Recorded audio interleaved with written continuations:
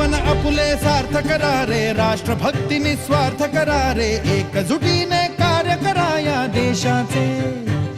या साथी बना अनसाथ करा रे, मातृभूमी ही आज पुकारे, जागृत होऊन कंकण बांधू दिवस रात्र झटण्याचे। मातेच्या पायाशी हे अर्पण प्राणाचे, फेडूया ऋण आम्हा हा जन्म लाभला त्याचे। घेऊ हे ब्रिद हाती असे तू सिंधू नव हिंदुस्थानाचे।